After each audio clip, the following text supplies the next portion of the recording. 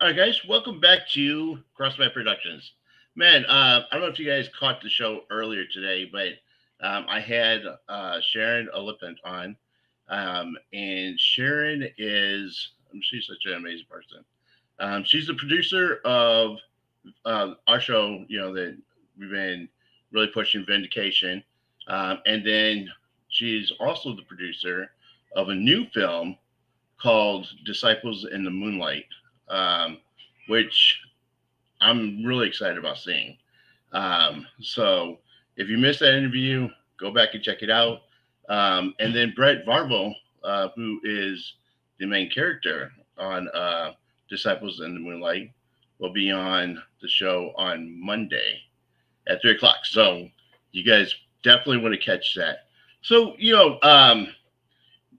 my agent Steve joined it. He has just been introducing me to a lot of just awesome people.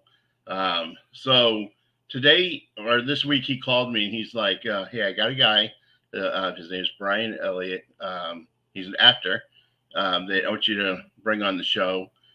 So I love doing it. I love bringing people in, getting to know them. That's basically uh, what our community is about. We're about working together and helping each other and helping uh, other people get their projects and stuff out too. So you know me, I'm always up for conversation. So um, I'm gonna bring Brian in. Let's get to meet Brian. What's up, brother? Hey, Cross, what's going on? Man, not much, man. Nice speaking with you today. Yeah, Okay, yeah, thank you so much for being on the show, man. not a problem. I'm glad to be here. So kind of tell my audience a little bit about yourself. Tell them kind of where you were born and raised, and what was life like for Brian growing up. Sure. Born and raised in Richmond, Virginia, where I currently reside. Um, Life growing up for me was sports, football mainly. I played 10 years of football from youth league to high school varsity, Wow, baseball as well, some basketball, a little bit of soccer, and some track as well, track and field. So mainly, I grew up playing sports, and I played quarterback at my high school. Started my sophomore year. Actually had some letters of interest from schools like Princeton, Rutgers, Division II schools, um, and plenty of Division IIIs. But because of an injury, kind of went by the side. And that's actually where I picked up acting at my junior year in high okay, school. So yeah. and cool. So you started in high school. Did you start like doing plays? What kind of drew you to acting after playing sports for so long? Okay, so basically, when I was in English class, Mhm. and it was time, as when the teacher goes around, say, "Hey, Right, can you read this part out loud and do that whole number?" Yeah. So when it was my turn to read a character, maybe like a story, I right, would get animated with it, right, like really animated to the point where one day the English teacher was like, "Can you read the story in front of the class and play oh, out the part?" Yeah, so that's kind of how I got my bug going. right, So that, and then by my 11th grade year, one of my English teachers was like, "Hey, man, just go ahead and try out for this short film they're shooting at the school." It was for like the county crime solvers. I don't know if they have that where you're at, right, but it's like a program. It's like a dare program for teens. right. And basically, I was playing a character of someone who bought stolen goods, Mhm. and it was shot and did it at the school. It was pretty cool. So that was my first short film I did, and first audition I landed. First audition I went out for, Oh well, and yeah, yeah. So uh, I guess I had some chops. I don't know. Just maybe I was a type. I don't know, but yeah. But it was fun, and we shot that, and then I caught the bug. I went on after high school to do a couple of plays in the area in Northern Virginia. I'm from the Central Virginia area, so traveled about an hour or so in the Northern Virginia area in about 2004ish. I graduated 2000. I shot that short film in '98. So '98 is when I officially got my start. And I went up to Fredericksburg in 2004 before I moved to LA in '05. Right. We did a play of Mice and Men, and I played Crooks, the Oh, older wow. gentleman. Yeah, so makeup and the hunchback and all that stuff. So it was Right. pretty cool. Yeah. So you started off doing like plays and Mhm. what kind of drew you to doing film? I wanted to be in front of the camera, to be Right. honest with you. Um, I thought I had the chops to do it. I always wanted to be on somebody's TV show or be on somebody's big screen. Right. Uh, it could have been a little bit of ego involved, but mainly I enjoyed the process. Right. And, the whole, it's cathartic for me too. So, and let's Right. not just say it's all about the ego, but it was very cathartic for me because I was dealing with a lot of emotions, not being able to go play college football. Right. So I was semi depressed at the time, and Mm. basically, the arts was a way for me to release some of those feelings that I had, and you know, Right. being on stage or being on film, it helped with that. So yeah. Hmm. Wow. So that think about that. You have a lot of athletes now that, especially from wrestling, and from Hmm. football too, who Hmm. once their careers kind of over in sports, that's just is crossing over into doing film. Um, Yeah. and you think it's because that they're so used to being, um, you know, on display, I guess you say, in front of a large group, and so it's not as nerve wracking, I guess. Yeah, it's not easy, Right, but it's in the same vein of attention. right, If you're an actor, you like attention. Let's be real. right, So when you come from the sports world, and whether it be professional wrestling or whether it be football, remember football. If you play at a major high school or college or somewhere, you're playing in front of thousands of people. right, And, any given Friday, Saturday. So, right, um, and professionally, you're definitely on the big stage. right, So that's kind of like maybe I could transition that into something that has a longer career.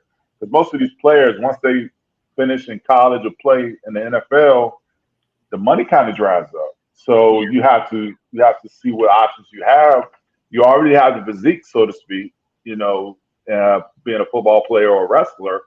So it's more or less transitioning into being more authentic and artistic with your work in right.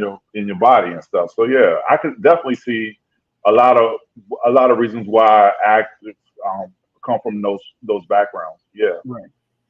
Mhm. So was it a big transition or a big I don't want to say like a shock, but you know, being doing plays in theater, Mhm. you know, you're in front of a live audience, Yeah. and then going and doing film where the atmosphere is completely different. You have to memorize your lines, but you got to do it over and over. Yeah. Which one did you find easier, or are they just two totally different beasts? Yeah, kind of two totally different animals because in theater, you get a book, you got Right, 3 acts, and depending on your part, you got to memorize everything. right, You can't, once you get on that stage, you can't falter. There is no, well, let's retake the shoot. No, you got to either improvise or skip that line and hope that the other actor picks it up. Um, but yeah, so going into theater, you have to know you have to have memorization skills. You have to have blocking, and you have to have a voice projection to reach the right, back row when you're on stage. Film, you get a lot of takes, but you do still want to be able to memorize your lines for your scenes. You may have several scenes throughout the movie, and time is money when you're filming. So right, having your lines down is important. And you don't want to get pissed off a director who's, right, who's looking at his watch like, look, we got to get to the next shot. So right. that's important as well. Yeah. Whenever you crossed over from doing film or plays, theater into film, Mhm. um, were you still in that mind frame that I can't mess this up? I got to get these lines, and I think. I think for me, the adjustments came with lowering my voice a little bit Yeah. because I have a projected voice, like a big booming voice when I'm on stage. That I have to, project out. I think with film, it's more or less more grounded on a lot of scenes. Of course, you have your action scenes where you're more emotional, or your dramatic scenes where you're more energetic. But I would say if you have a movie and it's 120 pages, I would say a drama, 60 to 80% of that is having a specific tone. Right. Yeah. So it's about coming down a little bit and staying within that frame too. Because when you're on stage, you're moving around, you're being animated. You're moving across the stage. So when you're on film, it's about being in that specific zone in that frame. As they say, like that. So, Right. Right. uh, but yeah, so that's important and to realize that you have to stay within frame, and also to maybe because they have a boom mic on you when you're on set, so it's Right. like it's not necessary to necessarily yell. Right. So it's kind of the difference. Cool. So, like, when you're memorizing your lines, do you have a specific like method that you use? Yes, I actually do. So I take it in chunks. I take it in chunks. Like I'll remember if it's like 3 pages or something, 3 pages Right. of a scene. I'll take the first two lines that I have, memorize those, like continuously repeat them until I have them down without looking at them, Right. and then take it maybe a section at a time. And then once I do have my lines down, or feel like I have like 80% of it down, Right. I'll rewrite it out. So like I'll take a piece of paper, have my lines that I've memorized, Right. and do it that way too, because it helps with memorization for me anyway. Right. So Right. what I do is I take it in chunks, and then I'll rewrite it out on a piece of paper to make sure I have it. Now it won't be specifically exactly the same way as on print on the paper, but as long as I have the gist of it down, Right. then I know I'm good to go, and I can fill in the blanks as I continue to memorize. So yeah. Cool. Cool. Mhm. How many films have you done so far? So independent films, I've probably done anywhere from 15 to 25 Okay. non-union projects. The most of them is supporting. I had a couple of leads in some films. Um, and then professionally and under SAG-AFTRA, I've done two where I had speaking parts. One was Loving, which was filmed right here in Richmond, Virginia in 2015. I think it was released in 16. Hmm. I did get edited out of that though, but Okay. I still get my residual checks. But Right. yeah, so I did that.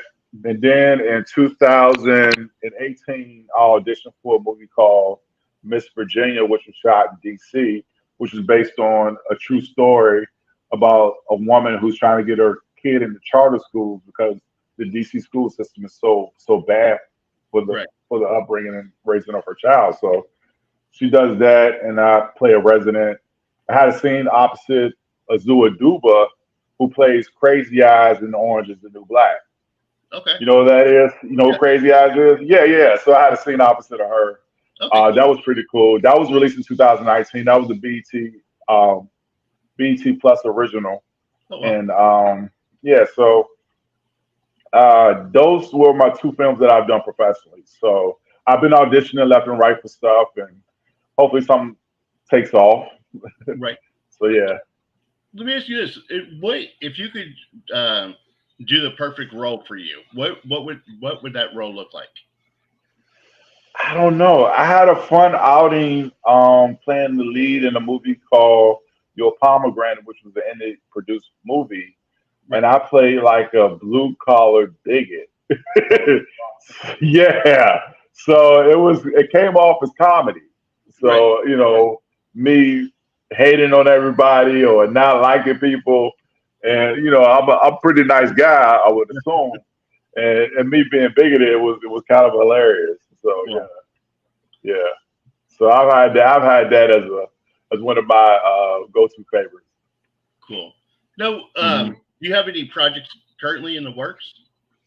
Yes, currently we are having a premiere for a movie called A Shared Secret, which was filmed in Richmond, Virginia. It's going to be premiering at the Ashland Theater in Ashland, Virginia. It's Okay. an independent full-length feature film. I have a supporting role. My role is the character Lieutenant Hardaway. It's a crime noir film. Um, it was shot and written by a director named Bobby Mercer. Okay. Yeah, so we're gonna have our premiere this Sunday. Also, he's also wrapping up another movie he shot in 2022 called Suspended Disbelief, which I had a supporting role in that as well. We're doing the ADR work for that, and then upcoming in August through Novemberish, we're doing Right. a web series. I'm filming. I have a supporting role as the mayor in that. They Okay. actually just got their permits to shoot, so yeah, we're working on stuff. Cool. Cool. Yeah. So, now, with you get these new projects coming in. Have you Mhm. ever thought about directing or producing a film? Yeah. Well, actually, it's funny because I directed a pilot presentation. Okay. This is maybe like 10 years ago. Um, I shot it under the SAG agreement, and we shot the pilot in Petersburg, Virginia. Um, and I directed it, produced it, had a co-starring role in it. Excuse me. Right now, we're kind of seeing if anybody will bite on it, but as you know how Right. tough it is to get those kind of projects out there. But Right. we're still holding our hope, and maybe once I get some leverage in the situation, maybe I can, sell it. But yeah, that was my experience directing. Um, and it was about 10 years ago. So yeah, Oh yeah. wow. Yeah. I would like to in the future. I would like to in the future. I know I just found this out that you have to have a recommendation by a line producer on a film in Mm, order to get into the DGA. right. But you can always shoot stuff independently, which Right. I'm not against either. So, Yeah. but yeah. And I was gonna say because now I mean there's so many independent filmmakers, especially after the pandemic, Mhm. and the technology right now is so um, easily available to be able to Mhm. do independent films. And honestly, a lot of these independent films, even though they don't have the big budget that you know the big studios have, um, Mhm. they're putting out some really great films. Yeah, you'll be surprised how well they are actually doing. I Right, see a lot of independent directors on my friends list on Facebook. right, They're putting them on Tubi, hmm Amazon, you name it, Peacock. Some even making the BT, and a lot of them to go to Tubi. And look, don't don't crap on Tubi, man, because right, they're moving on up. I think last month they had beat out like Peacock, Disney Plus, Max, or right, HBO, one of those, and viewership. So if you're getting your movie on those platforms, the Tubi platform, you're getting eyeballs. You know what I right. mean? So definitely don't sleep on that, especially if you're a major actor now. You say, well, that's independent stuff. You don't do it, but it's beating out some of the platforms that some of these union stuff's on. You know what I mean? Right. And So I wouldn't sleep on it. and one of the things that I think is making it so popular is, and I talk to people about this all the time, is that with independent films, the ideals they bring out original ideals. It's not Yeah, regurgitated, you know, sequels of this and that. You know what I mean? It's IPs and certain right. things. Yeah, yeah. And It's so like original IP. Yeah, I was gonna say you'll find original IPs a lot more in the independent space. You right, know, you're more willing to take risks with their ideas. Because when you right, go to a studio, as you go to a studio, you might have an IP idea, but they be like, we can't take that risk because we don't know the audience. right, Well, independently, you can take that risk because you'll find your audience, or your audience will find you. right. So yeah. Mhm. You know what I find uh, ironic about these is some of the big films that's out there. Um, Even they've been rejected. Like I had uh, um, Bennett Yellen, who's the one of the co-writers of Dumb and Dumber, on the show, Okay. and Hmm. then also Master Pacina, Daniel Pacina, who's one of the creators of Mortal Kombat, and Okay. both of them, Dumb and Dumber got turned down like 30 times. You know, he said that Wow. he had to go every time he submitted it. He changed the name of it. He left the script the way it was. He just changed the name, hoping that somebody would read it and then finally give it the green light. But it's That's great. yeah, Yeah. You got to pull those tactics sometimes, and I get it. So yeah, I was reading somewhere where they're just not taking risks in the theaters anymore. Like mm, they feel like the only people that go to theaters are kids and parents of the kids. right, Like they hardly put any movies out for adults unless it's a tempo. You right, know, you had some anomalies with the rom com with Glenn Powell and Sweeney, I believe, and that did well. But if you're talking about a old fashioned rated R movie that's not horror or a tempo, then right, you're hard pressed to get it into theaters, and it's just not right. I think a right, lot of people are just resorting to Netflix and the streamers, right, um, and that's where a lot of the studios are sending those future projects and saying instead of risking the P and A and the marketing for a right, big budget theatrical, they're saying, hey, send it straight to the streamers. So right. yeah. It makes me wonder how many great films there could have been that could have been something that's an iconic film 10 years from now that gets Mhm. turned down because it doesn't fit what their marketers think is going to sell right now. Like Yeah. Dumb and Dumber. They didn't think Dumb and Dumber was going to sell. Right. Huge And cult it did flop. well at the box office. Yeah, it did Yeah. well at the box office. So Yeah. it's a cult classic. I Right. you'll you'll find a lot of rejected ideas in somebody's waste bin, and it's a shame. Um, and that's where you find that a lot of the independent filmmakers are willing to take the risk of putting out their project because they know what is waiting for them at the studio, another rejection letter. So it's like we'll just put it out ourselves, and even if it doesn't make a ton of money, at least it's out there for the viewers. You know what I Right. mean? Right. So And that right there yeah, is why I support independent films too. So yeah. like, and I bring independent directors and producers and actors on because I see a growing field from that, and I want to see their audience grow, so Hmm. that maybe the next time, if they try to present something to a big studio will say, "Hey, these guys finally have a following. They got Yeah, do it," yeah. and maybe they'll pick up a film.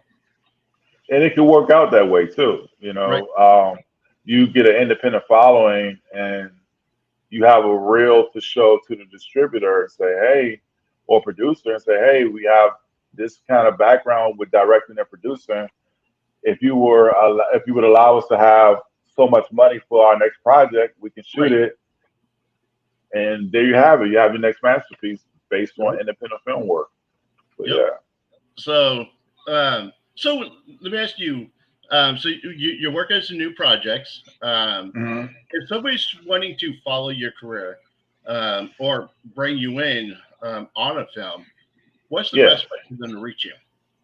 So my IMDb is imdb.me/Brian Elliott. That'll have my profile, my reels, my resume of stuff that I've done. If they want to email me, Right. they can email me at it's a movie Brian at gmail.com.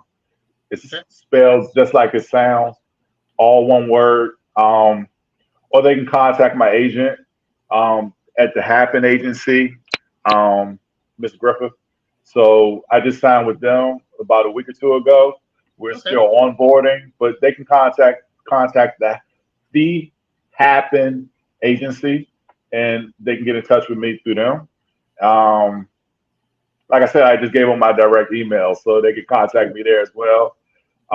You can also contact my manager, Allison Mayhay. She's at ACP Talent Enterprises, and she can contact me. You contact me through her if you about doing some real business and stuff. Right. So my agent and my manager, either way. Cool. And Yep. if you send that information, I'll put it in the comment field too, so they people Okay. can keep all that in there. Yeah, I'll do that. Cool. I'll Yeah. definitely do that. You know, so is it any of the projects that you've done? Is there a place where we can see any of them right now? I believe you can find. It's funny we just talked about Tubi. I believe you Right. can find Miss Virginia on Tubi TV right now. Okay. Cool. Yeah, so there, I think it also shows on BET sometimes Okay. because it's the BET original. I think they kept the rights, so I think they aired that, and then on BET Plus. Um, that that's basically for major projects, Right. independent stuff. You can go to my YouTube and watch Your Pomegranate, which I mentioned earlier about playing the blue collar bigot. Right. You can find that on my YouTube page. Just look up Brian Smith or actor Brian Smith and tag Your Pomegranate, and it should come up. Cool. So, and we'll definitely put those in on the comments so that people can go check it out. And then, Sure.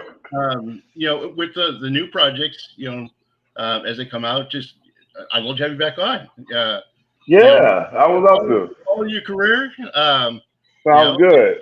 and then we'll bring you back in, and as the new projects come out, we'll talk about them. We'll keep up Awesome. with them and definitely help promote them because you know that's what you guys need the most right now is people Yep. to get out there and get that word out there and really promote these films for you guys and you know so you guys get the next one. Yeah. Yep. So. Well, cool, man. I thank you so much, man, for taking your time out of the you know and coming on the show, man. I love sitting down and get to meet new people, man. So Yeah, this was awesome, Cross. I really appreciate it, man. Thank you for taking the time to have me on. you're welcome to come back anytime, and we'll just keep up with what you're doing, man. Will do, and I appreciate it. All right, cool. All right, guys. So remember Monday we have Brett Varvel from Disciples in the Moonlight. Definitely check that film out. Definitely check that film out. But until next time, remember, guys, you are uniquely designed with the purpose, and always keep moving forward. Peace.